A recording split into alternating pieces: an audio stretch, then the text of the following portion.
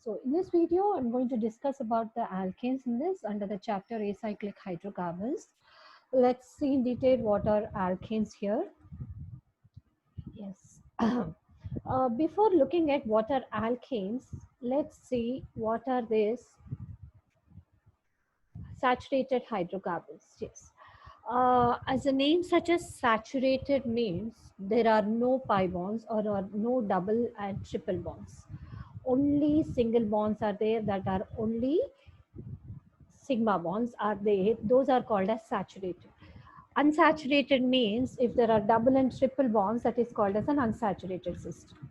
So the saturated hydrocarbons are nothing but which are having only the single bonds, that is the sigma bonds, and which are not having the pi bonds, that is the single and the double bonds. For example, if we take this alkane, that is ethane, have taken the example here, we can say that all are sigma bonds here. That means only single bonds and no double bonds here. Therefore, these are saturated compounds. So hydrocarbons. What are hydrocarbons? So hydrocarbons, as the name suggests here, hydrocarbons means having carbon and hydrogen only are called as hydrocarbons. So alkanes are saturated hydrocarbons. That means which are having only the sigma bonds, that is a single bonds, and having only carbon and the hydrogen as its um, atoms are called as this hydrocarbons. So alkanes are saturated hydrocarbons that contain only hydrogen and carbon and single bonds. Here when we say this, it's both the carbons are, for example, in this are sp3 hybridized. That means the hybridization in this carbon is sp3 having sharing all the orbitals with the hydrogens and one with the carbon here, and there is no active functional group here, only carbons and hydrogens, and there are no functional groups. Since there are no functional group, they are much less reactive than the other compounds which are having the functional groups here, and they undergo the reactions like combustion and cracking at high temperatures. And when we take the uses of this, they are used to heat homes, and gasoline used to fuel the automobiles. Yes, let's look at the general molecular formula of this alkanes. It is CnH2n plus 2, where n is the integer, that's just a number here, 1, 2, 3, 4, and so on. So when we take, for example, here n is equal to 1, and substitute 1 in the place of n here, C1, 2 into 1 plus 2, it is CH4 here. The first compound in the class of alkanes is this CH4, which is nothing but the methane, and we come to the nomenclature in the next slide. And when n is equal to 2 here, that means when we substitute 2 in the place of n, it is C2H6, that is the second compound in the class of alkanes. And when we take minus 1 hydrogen from these alkanes, it is one hydrogen is taken out, that is an alkyl group. These are alkanes with the general molecular formula of RH, that is CnH2n plus 2. And this, when we take out the hydrogen from this is just an alkyl, is represented by R group, and this is the CnH2n plus 1. So minus 1 hydrogen of this, therefore this is CH3. This is an alkyl group, that's a methyl group, and the C2H5, which is nothing but ethyl group here. So general molecular formula of alkanes is CnH2n plus 2, and when we take out one hydrogen from this is nothing but an alkyl group. So let's look at the molecular, the nomenclature of these alkanes.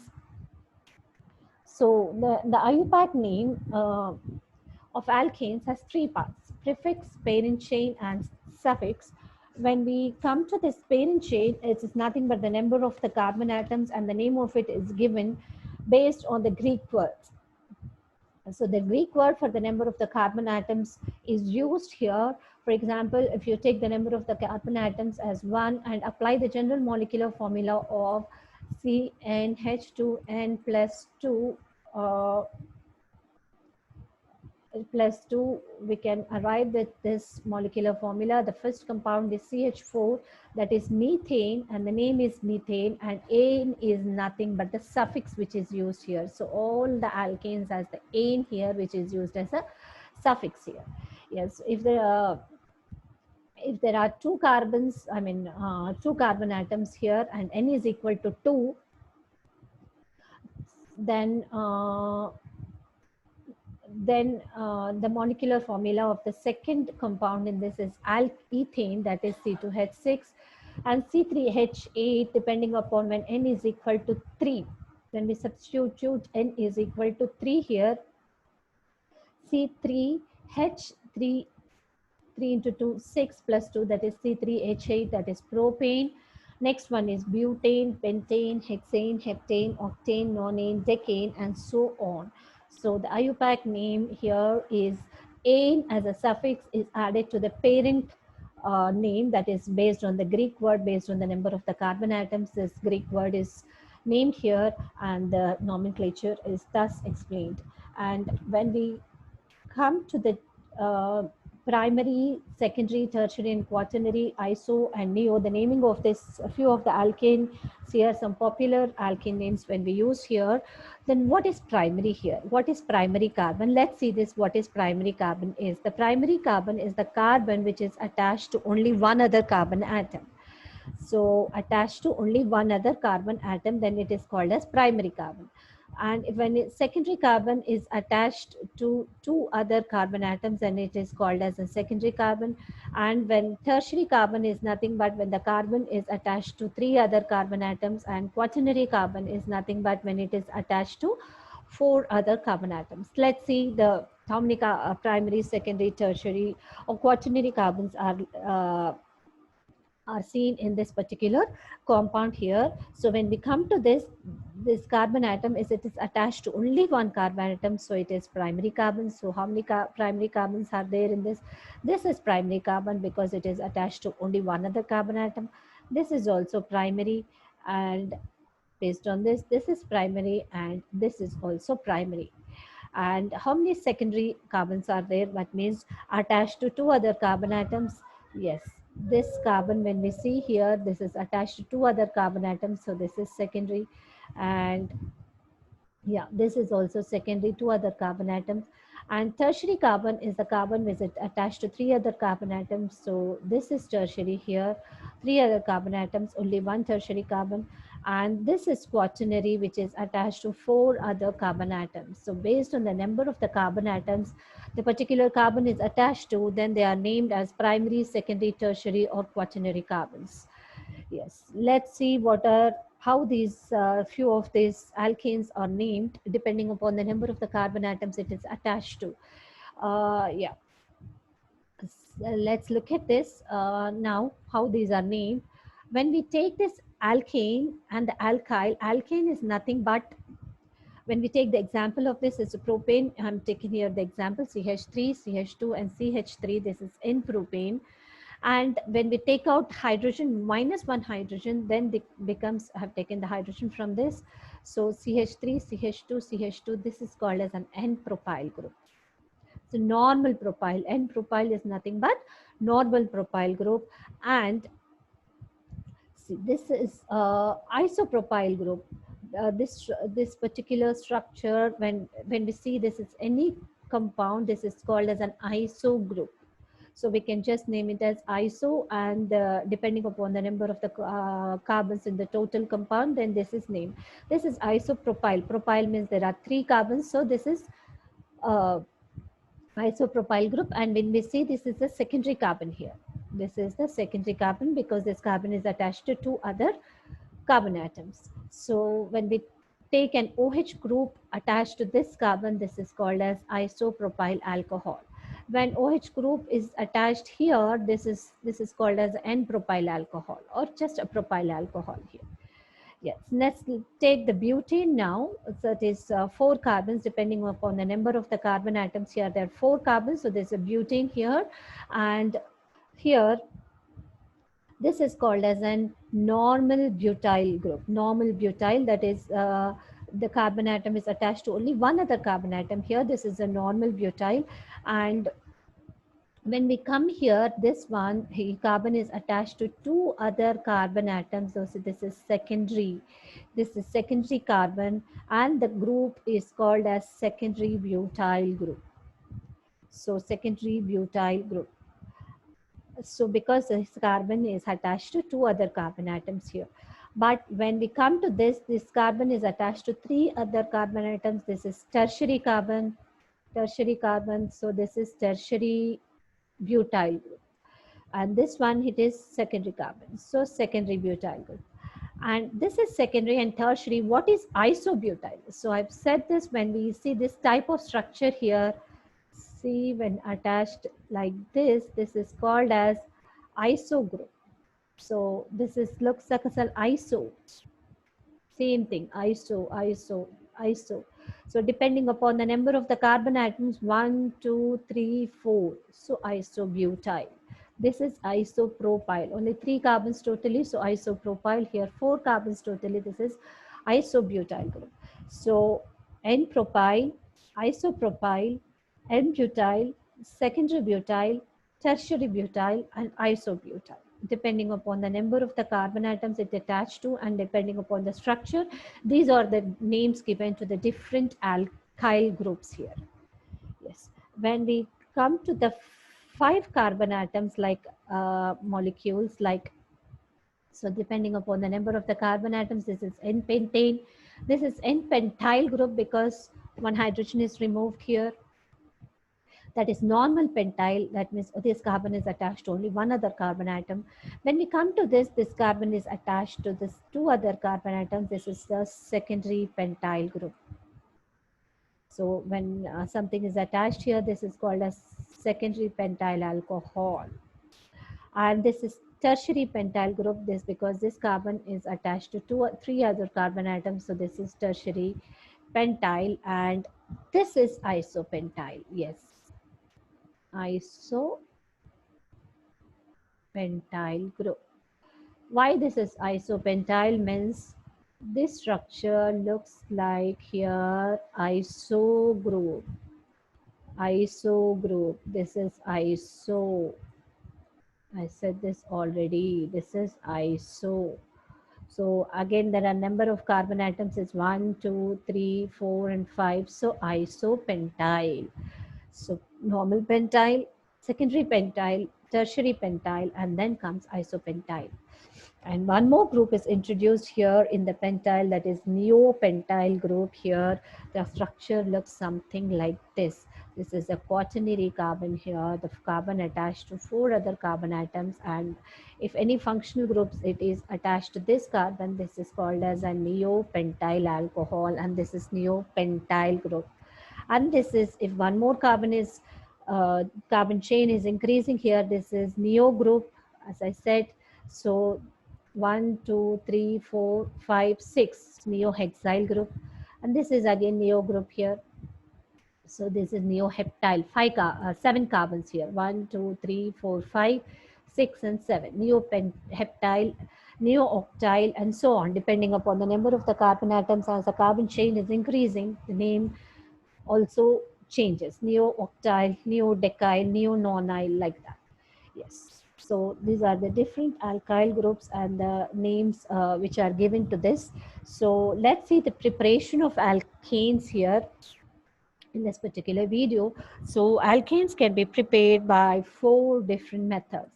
So the first one is from Grignard's reagent, second one is by Wurtz reaction, third one is by Coates electrolytic method, and fourth one is Corehouse reaction. Let's see one by one about this in detail. The first one is from Grignard's reagent. So let's see what are these Grignard's reagent first. Before understanding how these alkanes are produced from Grignard's reagent, let's see what is this Grignard's reagent. When this alkyl halide, this is alkyl halide RX, is treated with a magnesium here, magnesium metal, in the presence of ether, this Grignard's reagent is produced. This is Grignard's reagent RMGX.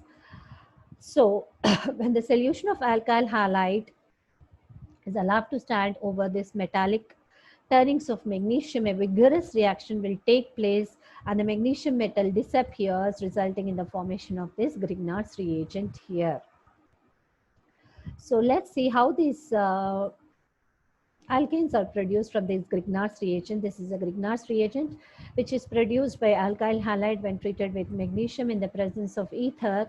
This Grignard's reagent is produced. This Grignard's reagent, when treated with water, or for that matter any acid, the dilute acid, or any other compounds which are containing active hydrogen. Yes, active hydrogen. That means any other compounds which are containing active hydrogen. That means the hydrogen when attached to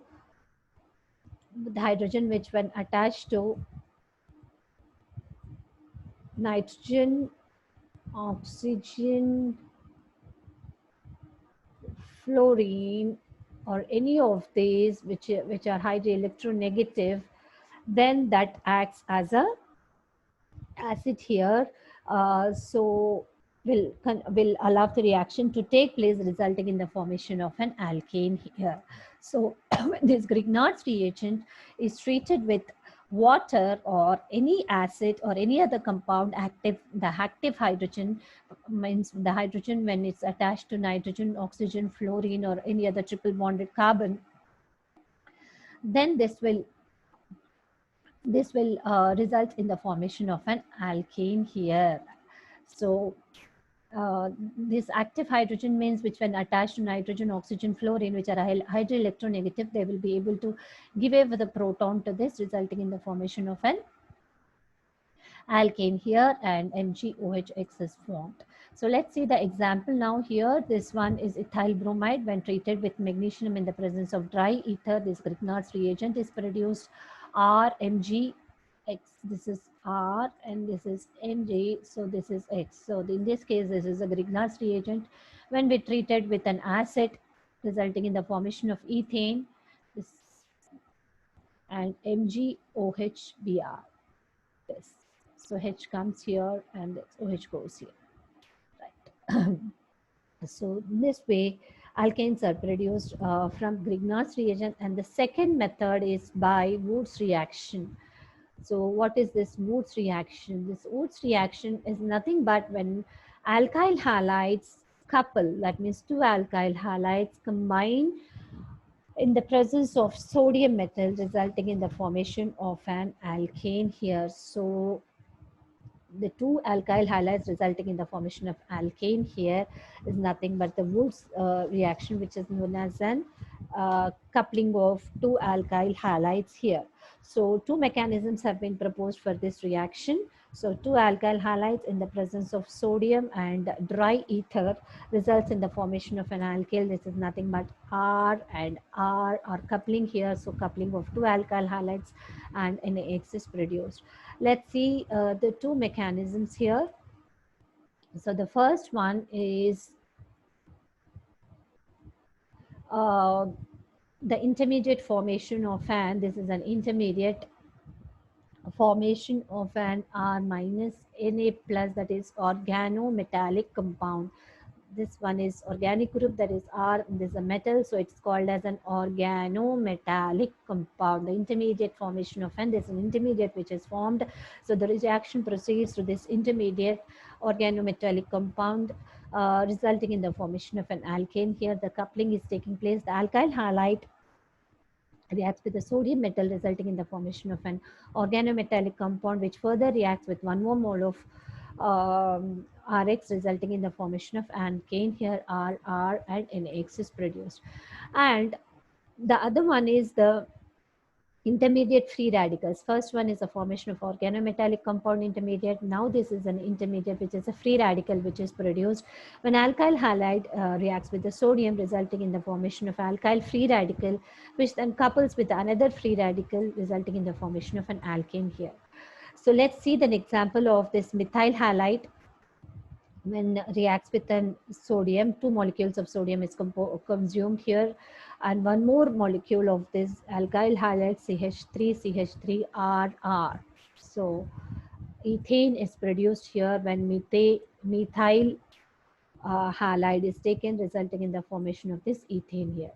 So this is what is Wood's reaction. And so this is the best method for the preparation of this symmetrical alkanes. Just now we have seen that symmetrical alkanes is CH3 symmetrical alkane here. Two alkyl halides, 2 moles of alkyl halide we are taking here of the same type. So symmetrical alkane is produced here. But this is also used for the preparation of unsymmetrical alkyl halides when two different alkyl halides are taken. There is a one methyl halide and the other one is ethyl halide. Here the combination of products is produced here. Say 1, 2 and 3 products are produced here. So two different alkyl halides resulting in the formation of 3 different compounds as a products here. The first one is propane, ethane and butane. So when 2 moles of CH3 excess combining resulting in the formation of an ethane, and 2 molecules of this ethyl halide combining in the resulting in the formation of this butane. And when 1 mole of methyl halide and 1 mole of ethyl halide are consumed, then this propane is produced. Depending upon the combination of the different alkyl halides, different products are formed here. But one thing to be noticed here, because of the difference in the boiling points of these products is very low, this is the separation is very difficult here. So the Wurtz reaction here, uh, so there is one flaw with this reaction, that is so it's suitable for the synthesis of alkanes. So the separation of this mixture is not easy because their boiling points are very near to each other, and thus Wurtz reaction is not suitable for the preparation of the unsymmetrical alkanes. That means alkanes having odd number of carbon atoms. And the first one is methane also cannot be obtained by this method. There are 3 limitations here. Methane cannot be produced here, and the unsymmetrical alkanes cannot be produced because the separation of the products is very difficult. The combination of the products is produced which cannot be separated because of their boiling points are very near to each other. Because the boiling points are very close to each other, cannot be separated. And one more limitation here is the tertiary halides cannot be produced by this method. So methane cannot be produced. Tertiary halides, in the case of tertiary halides also it fails. So, and one more thing is unsymmetrical alkanes cannot be produced. The third one is the Kolb's electrolytic method for the for the preparation of alkanes here, which is nothing but when we take this sodium acetate here, 2 molecules of sodium acetate react with 2 molecules of water. When we are undergoing the electrolysis, we are carrying out the process of electrolysis resulting in the formation of an ethane, and 2 molecules of carbon dioxide is produced, resulting in the liberation of an hydrogen gas here. So this is nothing but the electrochemical decarboxylation. The carboxylic acid is produced. Decarboxylation, it is removed. Carbon dioxide is released. So decarboxylation of carboxylic acid, which dimerize, means these 2 molecules are going to become 1 molecule of ethane here. So this is what is dimerization, doubling. So the process which is going through this electrolytic method, and a chemical change is produced during the process. So the name electrochemical, the electrolysis process we are undergoing, the process of electrolysis here for the production of this alkane or the preparation of alkane here. So the name electro, because of the chemical change which is occurring, electrochemical decarboxylation, carboxylic acid, carbon dioxide gas is removed here, the decarboxylation. So carbon dioxide is removed, and dimerization, carboxylic acid salts, decarboxylation of carboxylic acid salts here. So because it's a salt, we are using here sodium acetate, CH3COO Na, leads to the formation of radicals which dimerize. So the radicals which are formed here, CH3 radicals are being formed. We can see in the mechanism further, which dimerize, resulting in the formation of an alkane. So the electrochemical decarboxylation of carboxylic acid salts that leads to radicals which dimerize is nothing but the Kolb's electrolytic method. Yes. So we are under we are we are using the process of electrolysis to undergo a chemical, for the chemical change to be brought about, resulting in the formation of an radicals which dimerize. This is formed from the decarboxylation of carboxylic acid salts. This is nothing but the Kolb's electrolytic method. So let's see the steps in the mechanism of this reaction. So step 1 is nothing but, when we take this to be R here, so RCOONA, the ionization will take place first, resulting in the formation of this anion in cation, that is RCOO minus and Na plus sodium ions are formed, and this water, as we know, this is OH minus and H plus. Now let's see this in detail here, what is happening at the anode and the cathode here. This anode, this is positively charged electrode. Yeah, this is, so the anions will come to it as it is positively charged electrode, and the oxidation is taking place. That means the electrons are released in this. Oxidation is nothing but the removal of the electrons. So one way of explaining, I mean, the definition is oxidation is nothing but the removal of the electrons. So the electrons are removed here.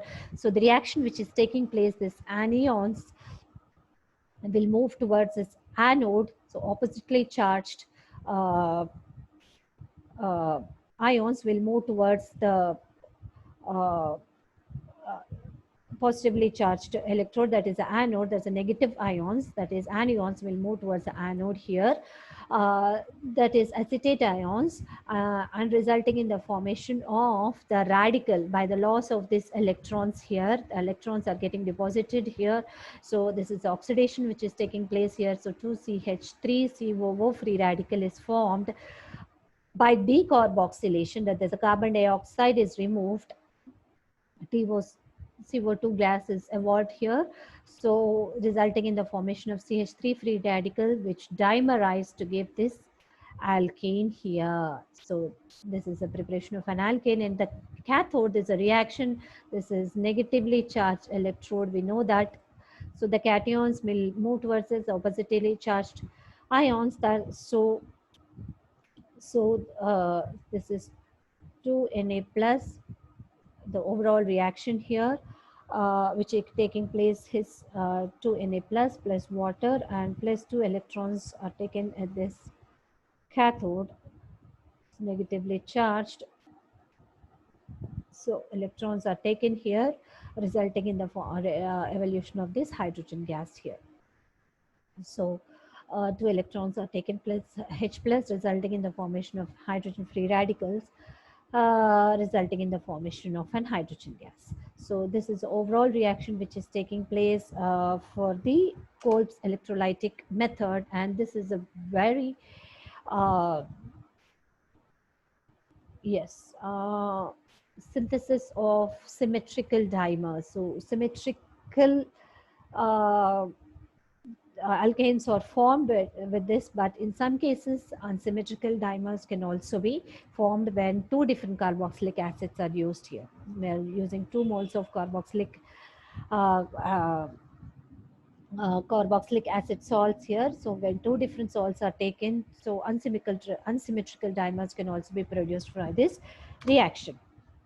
And the fourth method for the preparation of this alkanes is nothing but Corey-House reaction, by the process of which you can prepare these alkanes, and this is the advanced method for the preparation of these higher alkanes, which is nothing but this dialkyl, which is lithium diorganocuprates. So lithium diorganocuprates, name lithium diorganocuprates, when treated with the alkyl halide, resulting in the formation of an higher alkane. 1 mole of this and 1 mole of this are consumed, resulting in the formation of R and R dash. This gets linked to this, and RCU and LIX.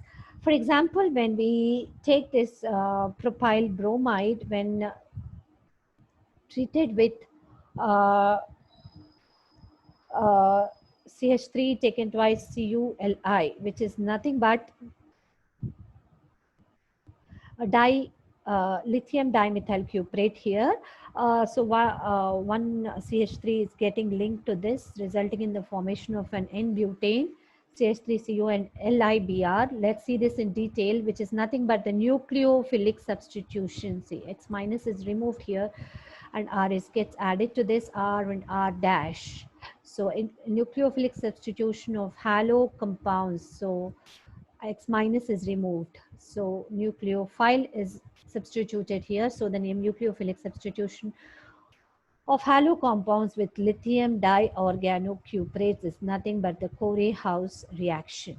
Let's see this mechanism in detail now. The preparation of this, let's see there's a preparation of this dialkyl lithium cuprate, that is dialkyl lithium cuprate. Uh, let's see this uh, preparation of this dialkyl lithium cuprate, which is also known as Gilman reagent. First, the alkyl halides are treated with lithium, resulting in the formation of an alkyl lithium. This is alkyl lithium. This alkyl lithium, which will further react these two molecules of 2-alkyl lithium, are consumed in the presence of copper iodide, resulting in the formation of dialkyl lithium cuprate, which is nothing but the Gilman reagent, which is further used in this particular reaction. So in the second step, this dialkyl lithium cuprate now, dialkyl lithium cuprate now reacts with the molecule of this alkyl halide, resulting in the formation of higher alkane, that is R, R dash, R and R dash, R from here, R dash from here, is nothing but the Corey-House synthesis. So when we see this alkyl halide, when we see the reactivity of this hollow compounds here, this is primary, is more reactive than secondary, then tertiary. So the reaction will be more easy when we take this alkyl halide to be methyl halide or primary or secondary here. And this alkyl group of this dialkyl lithium cuprate may be primary, secondary or tertiary or even methyl group. But for this, it is only methyl primary or secondary. If we take this, the yields will be higher for the preparation of this higher alkanes. So what is the importance of this means this is used to prepare higher alkanes here. So this R and R dash may be same or different. If they are same, the symmetrical alkanes will be produced. So this is a better method than the Wurtz reaction because there is the higher hydrocarbons can be produced and there is no need of separation of the compounds which is produced here. But in the case of the Wurtz reaction, as we have seen here, there's a combination of the products which is produced, which are separate, which are very difficult to be separated because of their boiling points are very near to each other. But here, this is better than the Wurtz reaction. There is a selectivity in the reaction here, and so this is used to prepare symmetrical alkanes, unsymmetrical alkanes, branch chain or straight chain. So selectivity is very high in this Corey-House synthesis. So this is an advanced method for the preparation of the alkanes here.